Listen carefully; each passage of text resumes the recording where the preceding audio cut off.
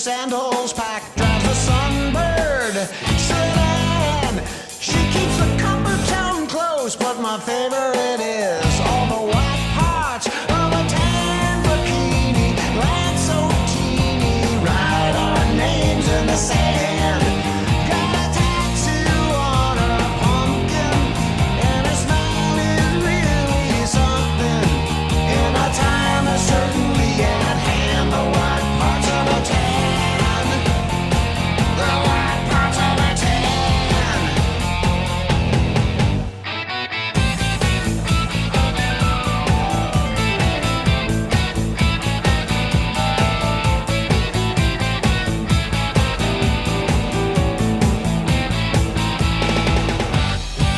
A can of beer in her hand and her feet in the sand, and her wishes my command. The burning sun in the sky is going to really amplify all the white parts of a tan revealing string bikini. Long hair blows in the wind, and a gentle touch is something.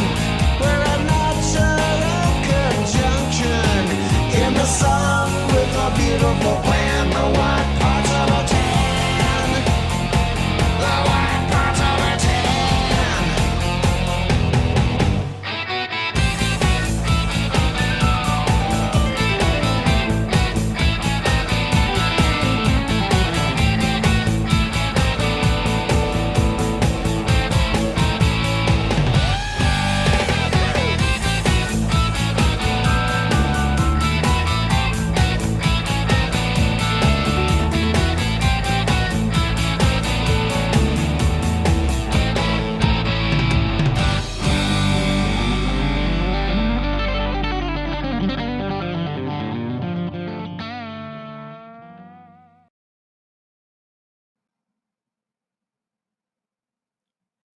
That's the white parts of her tan. That is our friend Brent Durner. That is off his actual second studio album. It's called The White Parts of Her Tan, a great written tune, a summer anthem, and he put that video together using AI. He coached AI to do all that cool stuff that you saw there, all those neat transitions, that cartoonization stuff. All right. Well, we've got a special guest this evening, and he is a longtime member of the cast of the Trailer Park Boys. He is waiting backstage, and we want everybody to share this out. So we hope we get lots of people watching the show tonight and sharing it out with their friends. And I want to bring on my East Coast connection, my East Coast co-host with the most from the podcast Barstools and Band Talk, Rim Shots with Sean. Buddy. Howdy ho. Howdy do. How's it going, buddy? Good. There's always something on the go. Always something happening. How is your week happening? It's been interesting. I tell you, just a quick little thing. I get an email on Monday. Some friends were playing a private event on the waterfront in Halifax, and because of everything that was going on, they couldn't get close to the event to load in, so they had to park at a roundabout. And anybody who is from here knows where it is. They loaded their gear, and by the time they got back, they were ticketed. So anyway, we sent emails to the area counselor and have not heard anything back. But for anybody that's ever wondering, that's kind of what happens. That's the plight of the gigging entertainer in Halifax. It's very hard to find parking to do your job. So that's kind of been one of the things I've been working on this week. I don't want to do that. Look at that. I just blocked you with the QR code. We have a QR code we're going to share out tonight too as well. That's one way you can support independent artists is scan that little QR code you're going to see up there as soon as I figure out how to get it back in there. Again, we've changed this format up tonight. No thanks to ourselves, but the Cloudware company that hosts the software for this has changed the format. So it's a little bit different. So it's going to be, I'm going to be playing around with things, trying to get used to things tonight.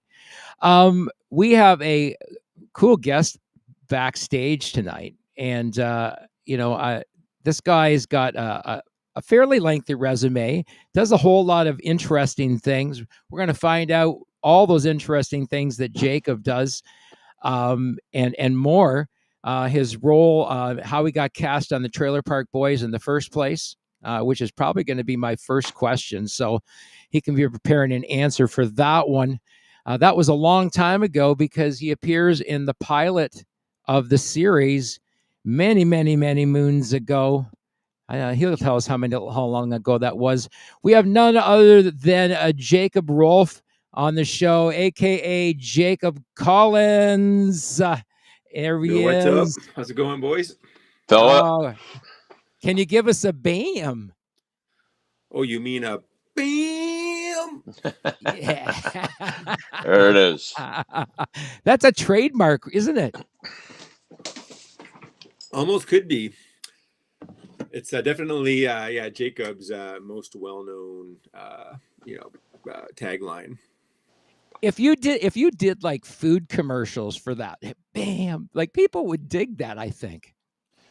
Yeah, could try to resurrect it. It hasn't been used in the series in a long time, but who knows? It could be a callback that I could try to make it pay. There you go. You're like a longtime cast member of the Trailer Park Boys. Like you go way back to the pilot. Were you in the movie 1999 when the movie? No, like the black and white one last shot. No, yeah. I wasn't in that, but once they started putting together like ideas for the pilot for the first season, that's when I got involved. Wow, who called you up and said, "Hey, we'd like you to be part of this project"? I was doing background on a movie just randomly that they were shooting in Halifax somewhere, and one of the makeup ladies, was it hair or makeup?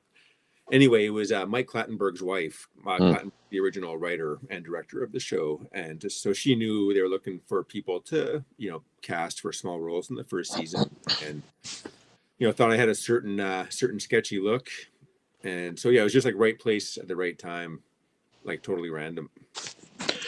Wow. So I was living in Toronto when the show debuted, and I didn't see it much. And I come back, and I remember this plain as day. I turn it on, and I'm like, "Who the frig made a TV show about everybody that I went to high school with?" It's got to be Mike, because I grew up playing in rival bands. Mike Clattenburg used to play in a band called the Spawning Grunions. Mike was a great drummer. No way. Yeah. And I get to know Mike because we used to play in Battle of the Bands against each other. And then he had this, it was called That Damn Cable Show, which was absolutely hilarious on the old Cable 10. But I was like, who came up with a show about guys that I grew up with? Because, I'm telling you, we had a Cyrus in my neighborhood. Jesus. Yeah, I'm serious. Like a real guy like that. I remember having a party. We had a party in 1979 to end all parties, right? We had 2 live bands in my parents' backyard out in the country. And we had like 3,000 kids show up to this party. And this one guy is like Cyrus. He's trying to terrorize everybody at the party. It's something, it's crazy. The only thing the guy didn't have was a gun, but he had a belt and he swung it over his head. So he was armed, eh? Yeah, to try to intimidate people. And my dad took the guy down on the ground. Right? It was so fucking funny. Everybody goes, "Holy fuck, Ken, look at your dad just did. He put that guy on the fucking ground. He's got his hand on his throat." Your dad was like Julian. Oh, you didn't fuck with my dad. My dad was one of those guys, like he was a hardworking dude. He grew up on the prairies, man. You just did not fuck with him. Grip of like steel. Oh, he could pick a guy. My dad was like about 185 pounds, 6 foot tall, and built like a brick shithouse back in the day. He could pick guys up with one arm. He just had this core strength. I don't know where it came from, but man, he lived to be 96. Yeah, wow, that's great. He had cancer 4 times too. So Jacob, so you come from originally from Ottawa.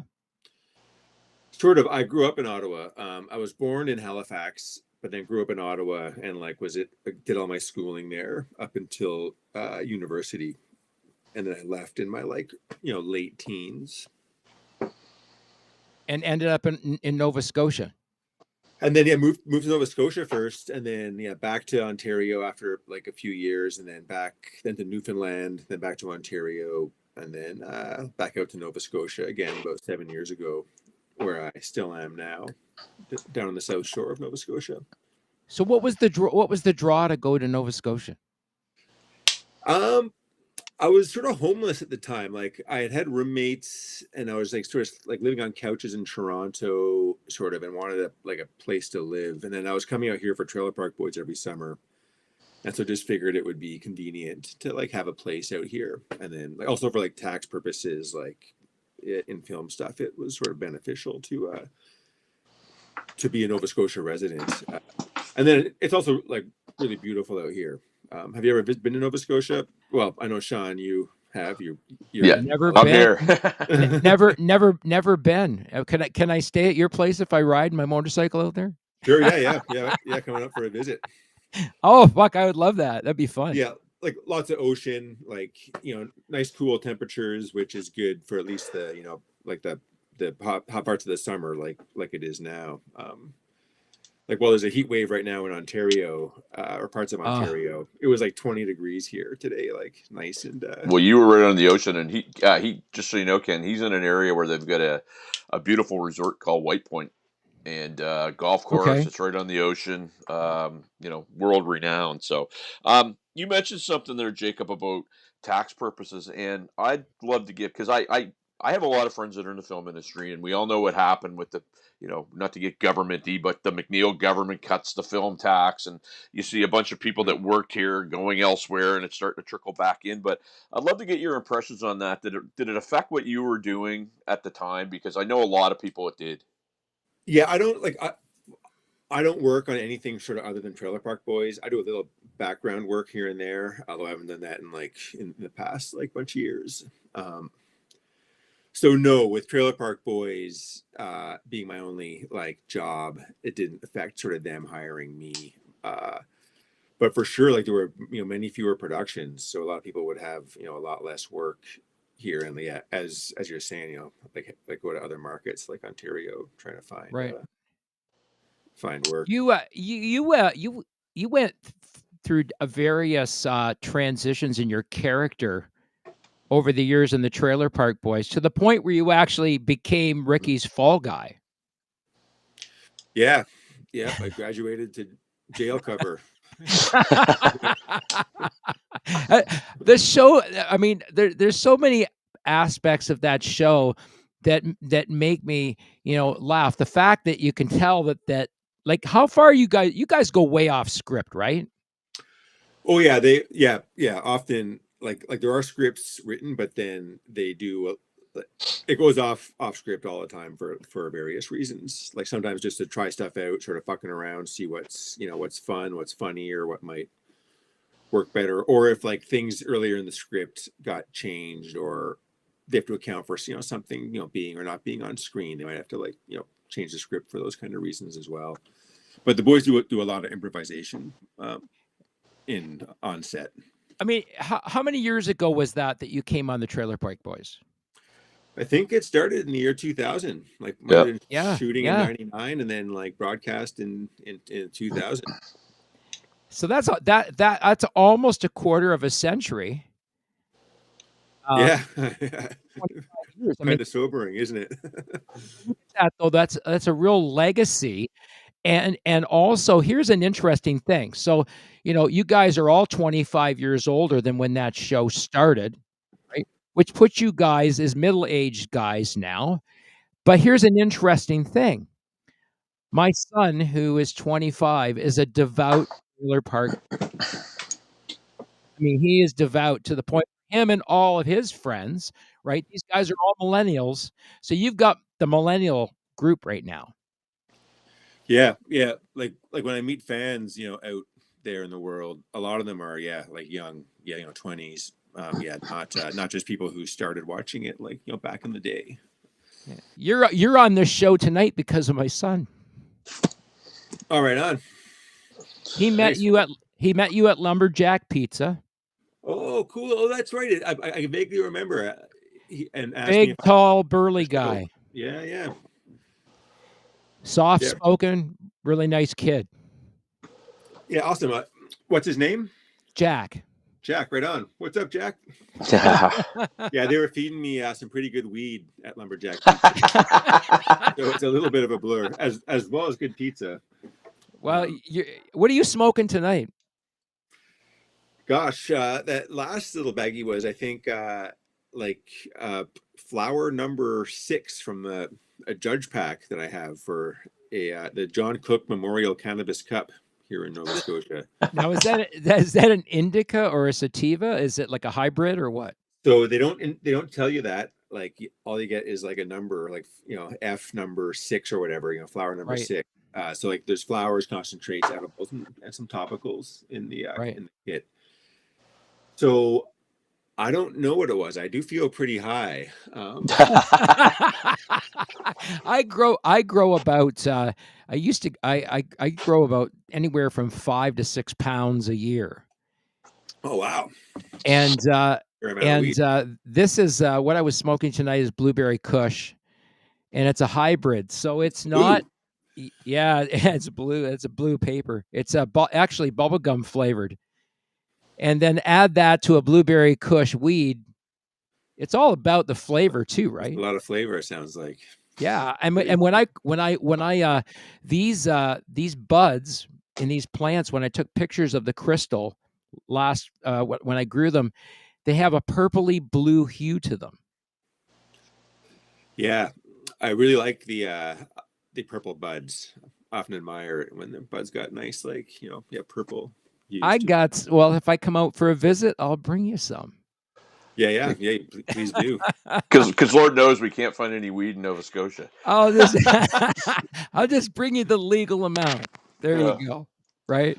Of course. That's that's the law. One friend to another. So you've been on the Trailer Park Boys for nearly 25 years. You're now on mushrooms on the cartoonized version. Okay, I was like going to ask, how do you know I'm on mushrooms? I didn't tell you that. I didn't tell you that we can scan your retina. That high tech. Can barely get the microphone working, but we can scan your retina. Yeah. We're so high tech. Yeah, the 3-season animated mushroom trip. Yeah, I mean, series. Is the actual series itself going to come back? Word is it is, but I get that sort of mostly from people who 25th anniversary edition. Maybe that's what they're waiting for. They're planning to do another live season in the park, ever since sort of before COVID started, and then it kept getting pushed once COVID came around, and then it's still getting pushed now. So who knows? I'm so far out of the loop in terms of knowing what's going on at the studio, but they are still doing stuff. Last year, they shot a 3rd jail season, live action. Nice. They've been sitting on that again, and I'm not sure why, but that exists. And then last I heard from my man, in the office there are plans to do stuff, but when I'm not holding my breath, but my fingers are crossed. I had some stories I have to share with you because these have to be shared privately. That Brian Vollmer from Helix shared with me on the set of Countdown to Liquor Day. Some of the antics that went on during the filming of that movie. Oh wow, yeah, I'd be curious to. We'll have to compare notes. Yeah, well, I can share one with you that it's actually not a X-rated or whatever. My oldest son was going to the Pee Wee AAA tournament in Quebec City, and our bus driver was Officer George.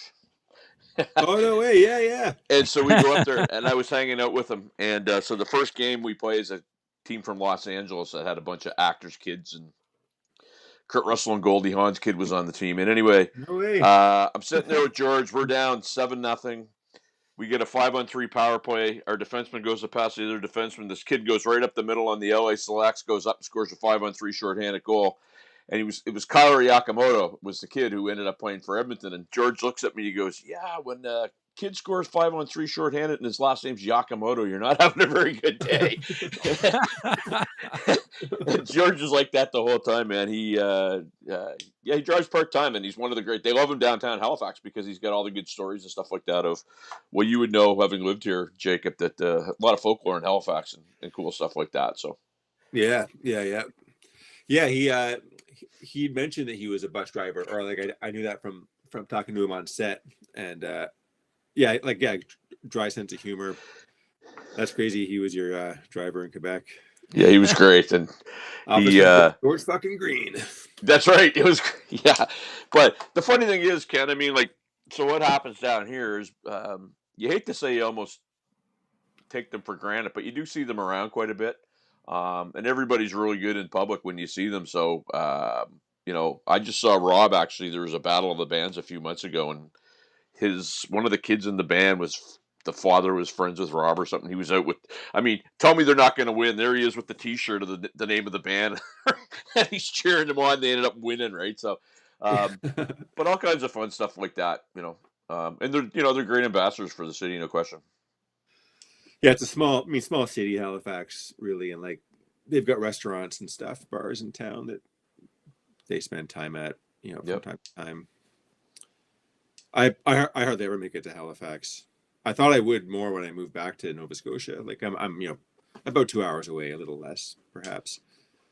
Now, where you're at, though, is a nice part of. Like I spent a little bit of time there because, again, my older son wound up playing for the junior B team there for a season, and Liverpool is, I mean, beautiful, beautiful. What that restaurant that's just outside, that's right over the water. What the heck is that called?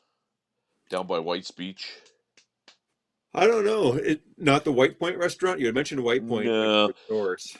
Yeah, I played in a band. I played a wedding there last summer, and fantastic facility. But if you go a little further down towards Lake Yarmouth, there's a restaurant that's like right out over the water. Sounds beautiful. Cool. Yeah, I got a couple. I got a couple of people online here. Chris Curry says, "What are you staring at my gut for?" Oh yeah, classic Phil Collins. Peter James said, Andy Gallant, myself, along with John Parker, Mike Smith, Joe Murphy, did the soundtrack for SwearNet, the movie. Just a riot. Jacob is hilarious. That's from Peter James. Yo, what's up? What up, Peter? Right on. Jack Bowe, my son that introduced you to me and got you on the show. He says, sup. Yo, what's up, Jack? What's shaking? And Chris Lenz remembers you from Lumberjack Pizza. Chris Lenz, you can give me a bam. Ooh. This one here, we got this one. Is a surprise bam. At some can point. You? How about the green eggs and ham? Oh yeah, we can always do a green eggs and ham.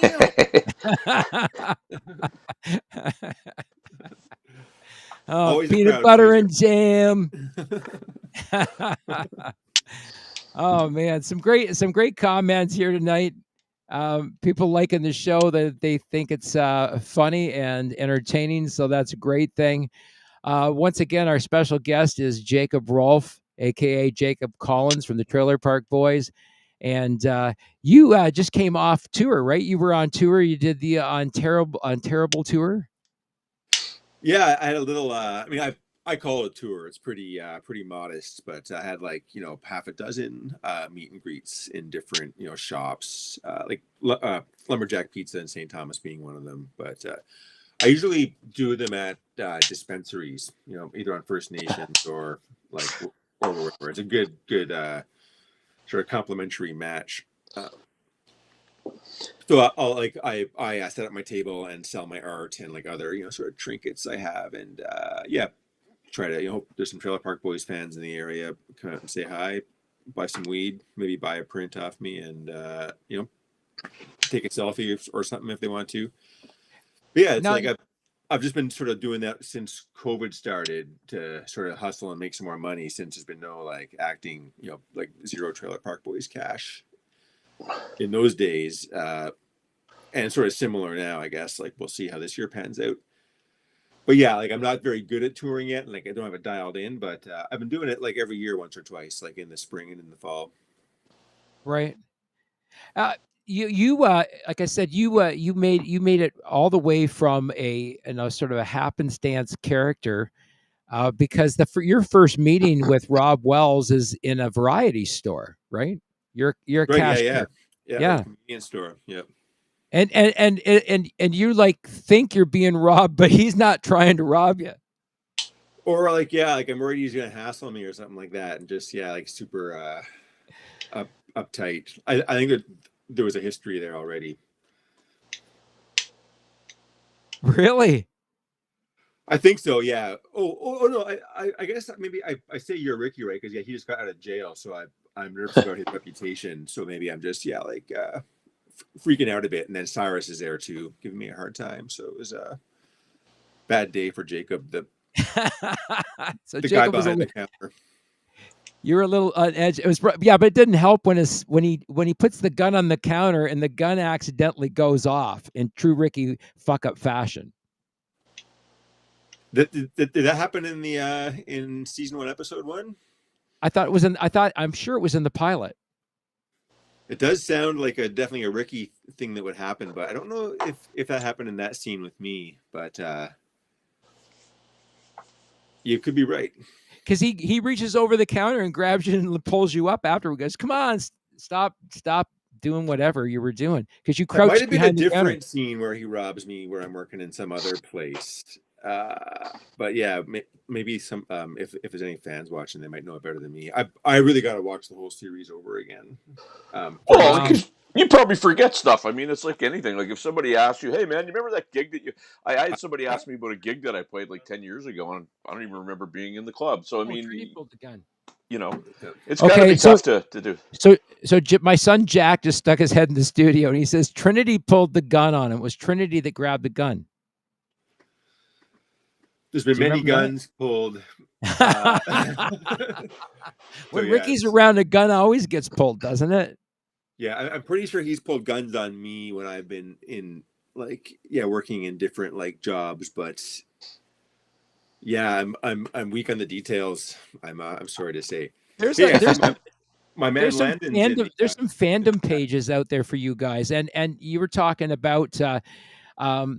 I got some stuff I want to talk to you about after the show tonight because I have a couple of ideas about stuff we talked before the show tonight. You are interested in doing touring and doing meet and greets, and you're not. Are you in character at all tonight? No, I'm not. I'm not putting it on or anything. This is. I mean, I'm not an actor with much range, so like Jacob Collins. This is really funny because I read an article about all you guys on the Trailer Park Boys, and the part of the realism of the show is that people don't know when they're talking to you sometimes if you're in character or not. Yeah. Is that true? Is that actually true? Well, I mean, I'm sure that some people must, that some people would be in that situation. Doesn't surprise me. I mean, the boys are often in character. I mean, I guess it seems obvious to me. I guess sort of knowing them a bit more. Jacob a lot smokes. of people aren't trained actors, and so our characters and our true personalities aren't that necessarily different from one another. Here's the thing, though. Like, one of the co-creators went to Cole Harbour High.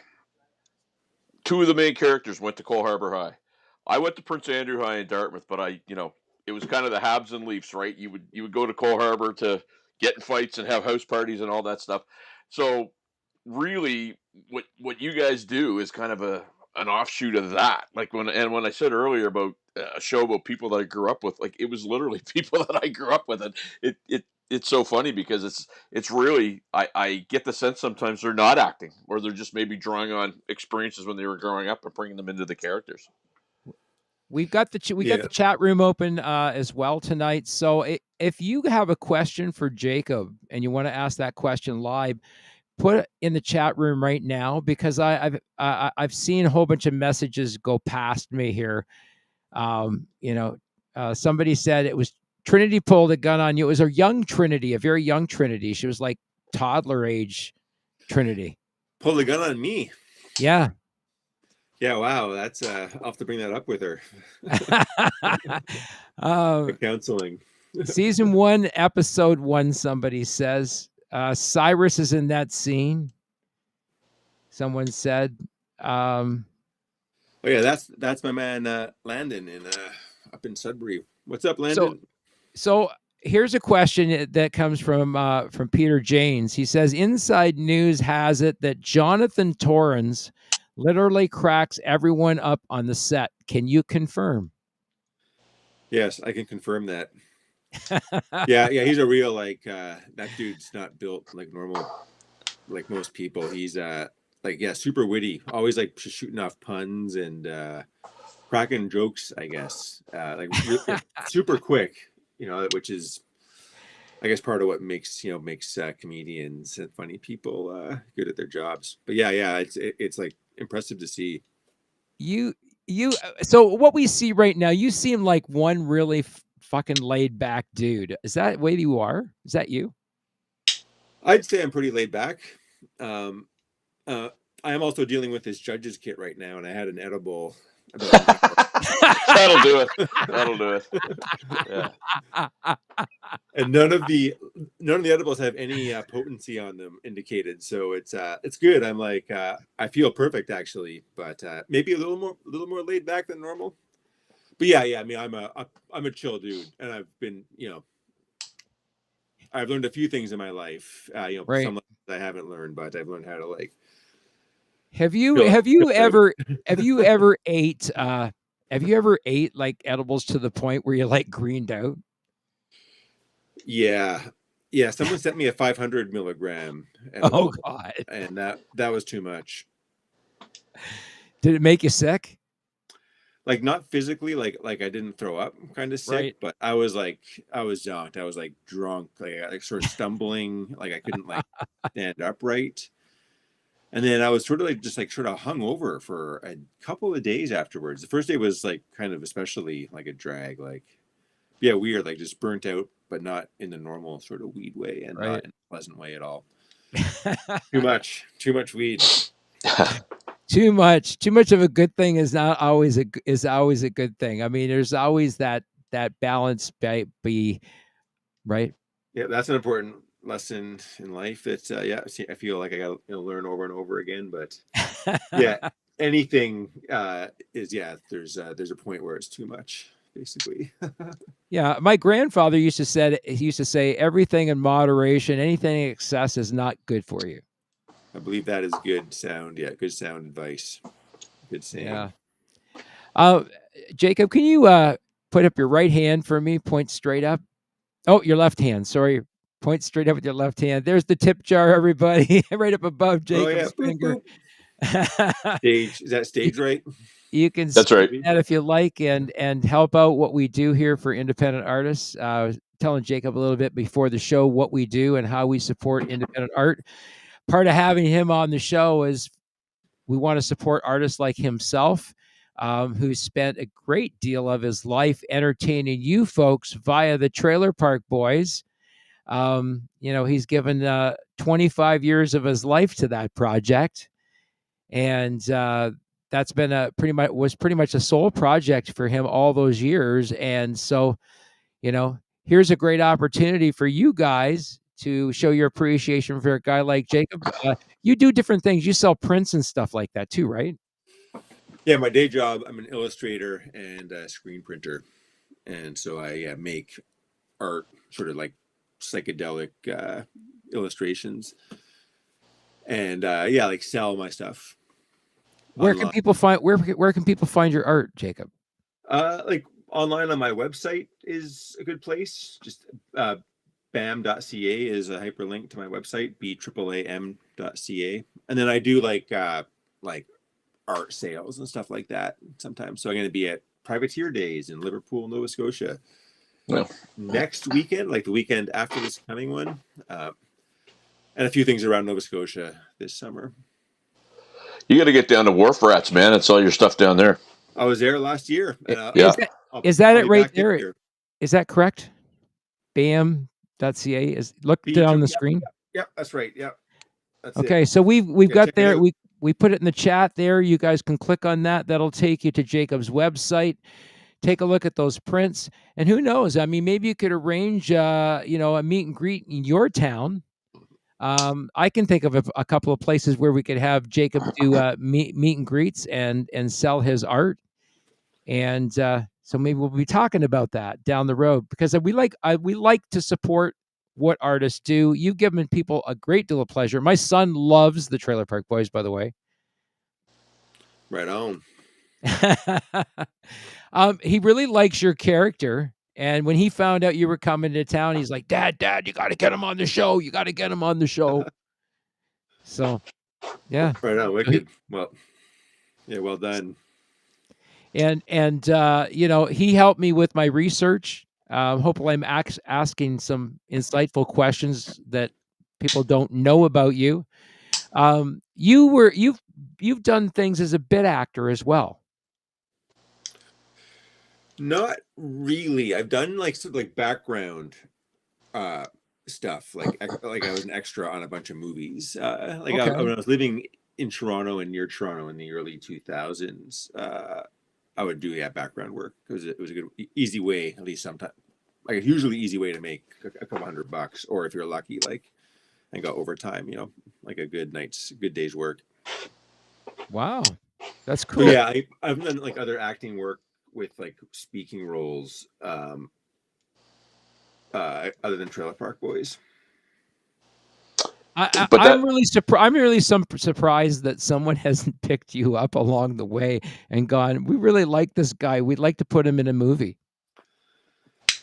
Yeah. He hasn't, not yet. Oh man. I mean, some of the stuff you do in some of the episodes is movie worthy stuff. And I think, a producer out there that wanted to make a funny movie, they could cast you as a character in that movie. And it would be funnier because you're there. Yeah. I should get like I don't have an agent or anything, so it's not really something that I pursue. But it would be like if someone reached out. People, like folks have reached out here and there over the years, but it's never panned out into anything. Yeah. I'm open into doing things that are like in my narrow range, basically. Being some version of Jacob. So here's a question. It says, is it true that Thomas Collins was in an indie band featured in the show when Ricky was drinking? Oh, well, Thomas Collins, the Mike who played him, what's his last name? Jeez Louise. He is in a band, an indie band. I used to know the name of the band too. But yeah, he was also a sound guy on Trailer Park Boys, and a friend of Clattenburg's. That Jackson, Mike Jackson? That was Trevor, was Mike Jackson. But yeah, the guy who played Tom Collins was a different Mike. I'm pretty sure it's a Mike. Is he also a Mike? Could it be that many Mikes? Maybe it's the edible talking here. but whether or not that song was playing during the scene where Ricky was drinking salad dressing, I couldn't tell you. That's a good. But if you've heard that or have that inclination, and then I'd go with it. I just saw Jacob Collins rear his head there like 5 or 6 times during that little exchange. Yeah, it is. I mean, my acting range really is narrow. Like, it's not like the boys whose characters are really quite different from how they are in person if you see them. Although there is some overlap still. But yeah, for me, it's like mostly overlap. I just like to think I'm not as much of an idiot as Jacob Collins. Quite as stunned. But if you put me on the spot, I mean, who knows? In your mind, is Jacob Collins really an idiot? Like, what is he? Yeah, I mean, there's like, I mean, sometimes like he's an idiot more often than the average person, perhaps. But he also seems somewhat naive to a lot of stuff too, like in his thinking. Yeah. Has a naive. Sure, maybe idiot's a bit harsh, but yeah, certainly. or you know, like he's sort of submissive to Ricky's overbearing character, and you know, doesn't like stick up for himself, or but yeah, he's also like, you know, doesn't get it often, like things that are pretty obvious. But I I mean, mean, for jokes sake, I guess, you know, in many cases. but maybe there's. I mean, to me, I look at Jacob Collins and the shit that he puts up with from Ricky, right? And there's a loyalty there. Like Sure, yeah, you're loyal to Ricky to a fault. Really, your character is loyal to him to yeah, a fault, yeah, and you know, that's a unique part of the character that I really like, because you're willing to accept the parts of Ricky that other people maybe don't. And you just seem to put up with it. Like, just, you know, it's like, I really like this guy, you know, in spite of the fact that he can be a real jerk, there's a part of me that really likes him. yeah. I guess to some degree, yeah, Jacob's learned to sort of accept it, but then also, yeah, maybe does admire him. On the other hand, at the same time, still trying to become, you know, a full partner. Well, here's a funny thing though. When Trinity comes into the show, right? She's just a little girl, but you're an adult during that time, Yeah, right? yeah, Now, down the road, as Trinity gets older and she becomes an adult on the show, you end up becoming her love interest. yeah. How do we explain that one? Yeah, it's freaky. Yeah, well, we have a pretty big age difference, obviously. Like she's like, when we got, you know, started dating on the show, like is that season 7 or no, season 8? She must have been like around 20 at that point. So yeah, it's just, I guess, one of those, you know, the way she goes sometimes. But yeah, But it's really funny because your character encounters her during the show as she's growing up. Mm-hmm. Yeah. She was a kid on the block. So what's Jacob's attraction to Trinity? Because she's like grown up in a trailer park. She's Ricky's, I don't know, like sort of. You've never been in a trailer park in Nova Scotia, Ken. Clearly. I mean, I'm just trying to figure out that whole thought process. Yeah, it's not obvious to me. Like, it's a bit of an odd relationship. Like, it's not, yeah, you know, a bit bizarre. But yeah, I don't know. You know, I guess just sometimes, you know, there's no accounting for taste. I just find what the writers do. I just find it's really interesting. And did you have input into that change in your character? No, I mean, they asked me if I was into it, like when they called me to be like to ask if I was into, you know, like being in the season, and I was just like, yeah, sure, I'll do whatever. I mean, I'm not. But they did run it by me, but I didn't have anything to add. It seemed like a, you know,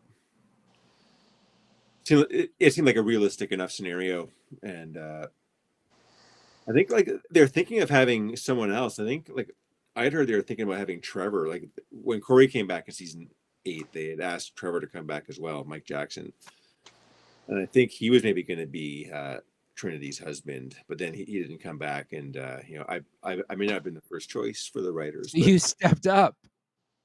I stepped up. It's funny. My son Jack says it might seem odd, but the dynamic works for the characters. Yeah, good. I'm glad to hear it. So there's that comes from one of your super fans, my son, who says that he can see the dynamic and the characters in the show, and that's one of the things that, you know, gets him going back and watching the show, is how the dynamics flow between all of the characters in the show.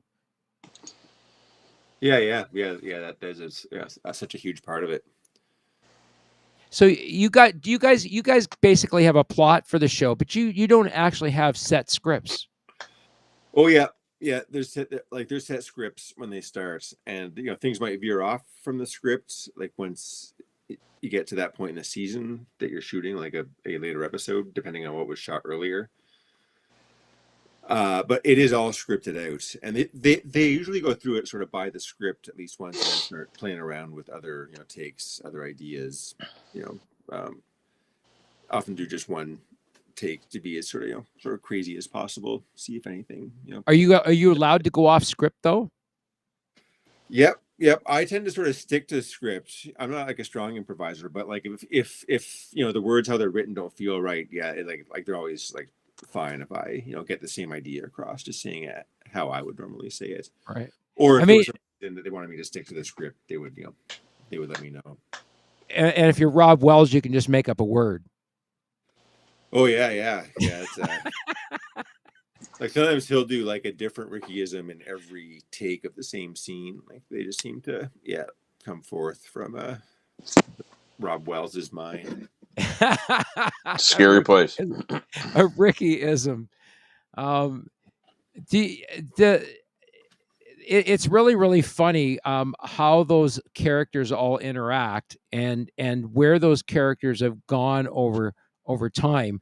I mean, you said you stick fairly close to the script. Who goes off script the most often, in your opinion? Gosh, I mean, it could be Ricky.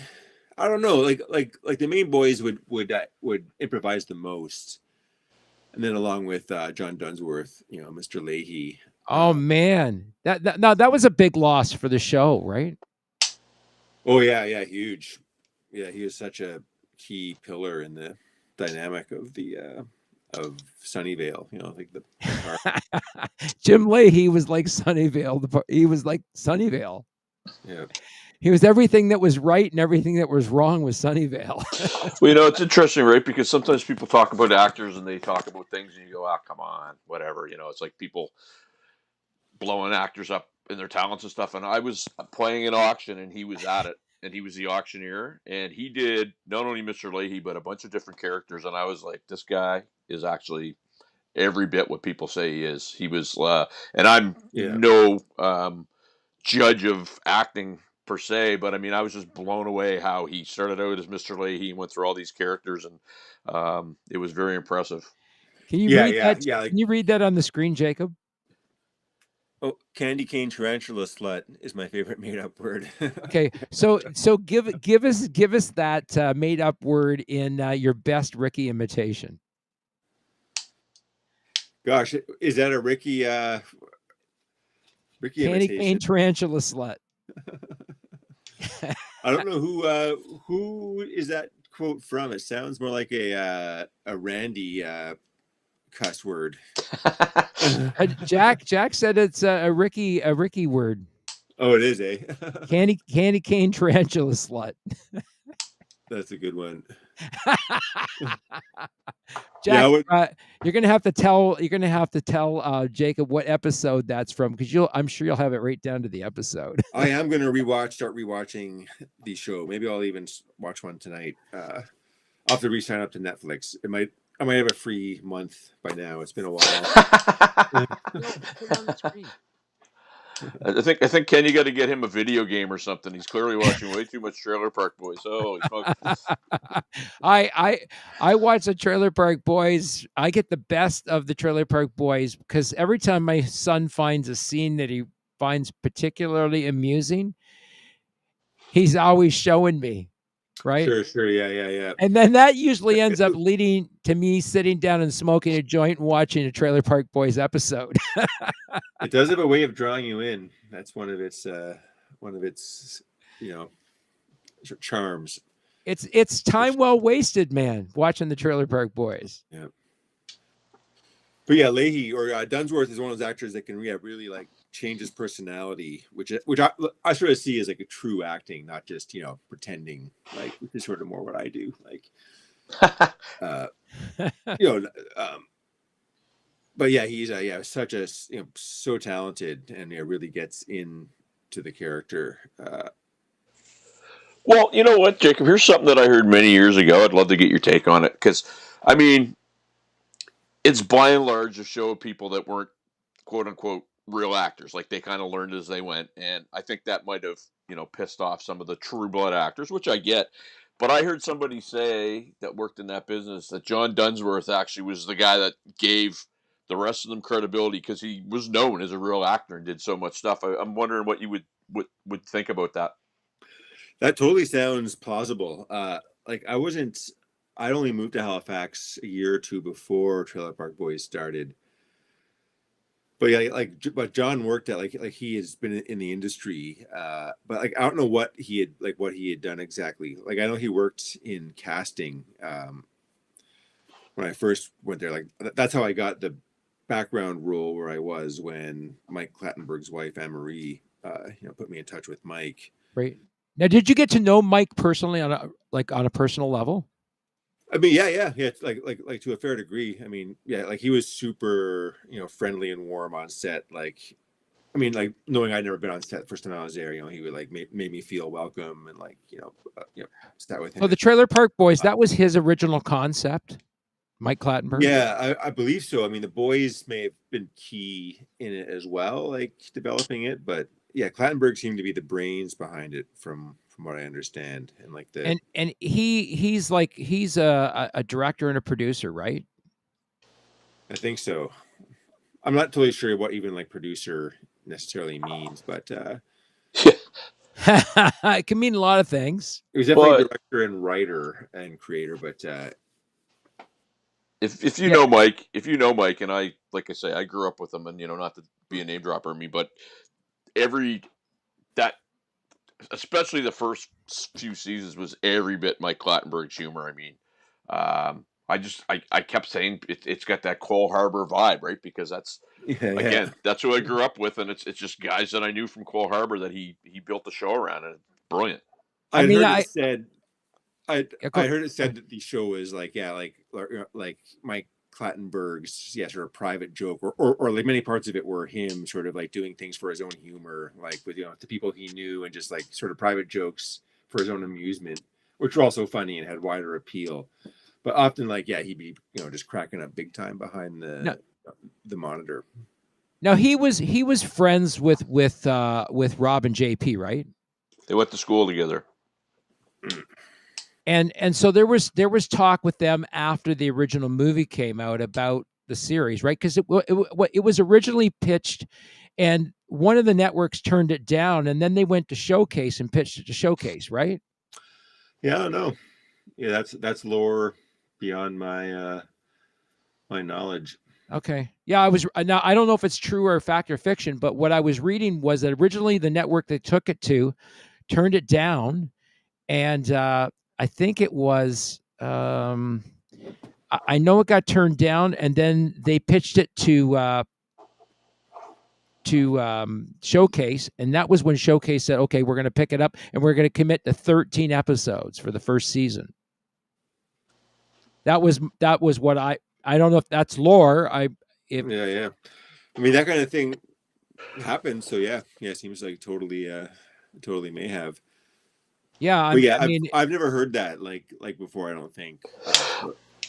But I will tell you why that show would be successful if that's the way it happened. Because here in Nova Scotia, we love the fact that, hey, if we're on the show Friends and Nova Scotia gets mentioned, it becomes front page news on the news. Like, we have that attitude where we don't see ourselves big, we see ourselves as very small. And Ben Affleck went to Bedeck 3 years ago and it made national news, if you can believe that. So people seeing those landmarks, like, I see the landmarks on the show and it's like, I used to hang out there. That's this place.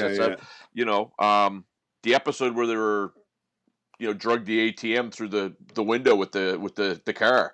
I know where that building is. Used to hang out there a lot. The car itself that you see, it's not surprising that show would have gained steam because there's people that live all over the country that are from Nova Scotia. So it would make sense. And the show's also been recipients or at least nominees for awards as well. Yeah. I remember in the early days hearing about that. I don't know if they ever won any, like, are they Junos? Like, what's the Canadian TV? I think they were Genie Awards. Genies. Yeah. The Trailer Park Boys movie got a Genie. It was nominated for a Genie Award for Best Motion Picture. Didn't win, but it was nominated. Probably lost to something about the sex life of bumblebees or something like that, because that's usually the way it goes in Canada. I hate to say it, but Something made for the CBC. I mean, who knows? I mean, so right now, you guys are involved in the animated version of the Trailer Park Boys. I don't know if there's been any work done on that recently, but yeah, like that was a recent, relatively recent incarnation of the Trailer Park Boys. Did a third season ever get released of that too, or is that something else that they're sitting on? I think feel the it might- third, I think the third season came out. Yeah, I haven't seen all the animated stuff ever, so yeah, I'm playing definitely not up to speed. I remember that the third one, it was languishing for a while, like it got halted halfway through recording, but then they did. I vaguely remember finishing it off, maybe. Although again, Right. I'm pretty impressionable. Right. And like any other independent artist, I mean, your career was profoundly affected by COVID too, right? Well, I mean, for sure, yeah. Well, both like the acting stuff dried right up. I mean, Trailer Park Boys, there wasn't there wasn't a ton of work every year, but it would regularly enough things were happening, and it just dried up almost totally. A couple things have happened in that respect since then, but slowed right down. And then art wise too, like a lot of my regular art distribution, like going to fairs and selling stuff in person, was all shut down. So there was big changes. So like any other independent artist, you were profoundly affected by that from from not only from being able to get out there and continue building on your character, the foundation of your character, but also your print business and all that other stuff, right? I mean, big time. Yeah. So, going forward, you're, if people want you to come to their town to do, a signing and all that stuff and whatnot, a meet and greet, how do they contact you? Gosh, I mean, through Instagram, I check my messages. I guess that's a good way to do it. You send me a request, and I'll see it eventually. I mean, and not too long, like not long term. Eventually, I'll see it. I don't do all I've been my little tours I've just been doing in Southern Ontario basically. And so I do I would like to branch out, eventually go across the country, and and beyond perhaps. But I'm not really. It'd be a long shot that I'd be able to come to your town if you just randomly message me. But who knows? I guess. I mean, Who knows? You could be part of a future tour. At some point, I mean, I would like to put together a longer tour, but I'm not really looking for places to go, I guess, to be honest. I'll go back to Southern Ontario in September, and I'll hit a half dozen or so places once again when I'm back. I haven't lined those up yet, so I am open for places to go down around there, but I'm not going to be going too far afield. Southwestern Ontario is a good place to go. There's a lot of people down here that There's a lot of places follow the show. Yeah, and like I said, there's a lot of small communities around here too, right? We're talking about before the show. Tons, and I find those are the places even though it's a small population compared to somewhere like Toronto as a extreme counterpoint. I think it's because maybe people stop by there less. I get more action often in some small place like Welland or or St. Thomas than in Toronto or a bigger city. And so it's I do like to stop in the smaller towns and doing them at doing the meet and greets at this dispensaries on First Nations as well too are often really good experiences. They'd be really good experiences because I mean, did they give you samples of the product? Oh yeah, big time. Yeah, the government dispensaries are a bit more maybe there's laws they can't give out their stuff. I wouldn't be surprised, but right. Yeah, the First Nations dispensaries are often quite generous. There you go. There you go. It's awesome. We definitely love our First Nations people out here. They were very good to all of us long before this weed got legalized. If you catch my drift there. Yeah. Listen, it's been so great having you on the show. I think we need to have you back again because you're an interesting guy and you've got lots to say about what's gone on in the show. People that follow you and follow the character Jacob Collins on Trailer Park Boys, you can watch him all the way from season 1 all the way up to current and including the cartoon version. And if people want to, can they sign up for a mailing list or anything at bam.com? No, I don't have a mailing list. So yeah, I mean, I guess following my Instagram, I've got like a Jacob Collins Instagram, Jacob Collins TPB at Jacob Collins TPB. So that's where you could follow, and I post fairly regularly there, like dope and like sort of fucked up type stuff, mildly fucked up. That's cool. That's really cool. So we're going to end the show. We're at just 2 minutes over the hour. We're into the first period of overtime here. Oh yeah, there's a critical game going on tonight, eh? That's right. I think there is, but we're not about that. That's been a bone of contention out on the East Coast lately. Are you a bar that supports live music, or are you a bar that is more sports minded? You know what? I'll say it. There was some friends of mine were playing a bar, and actually, oddly enough, I won't name the bar, but it's in Cole Harbour. And they were supposed to play during game 1, and they got a call 2 days before that they were going to cut the band for the hockey game, and it caused quite a brouhaha. Yeah. So yeah. So there we go.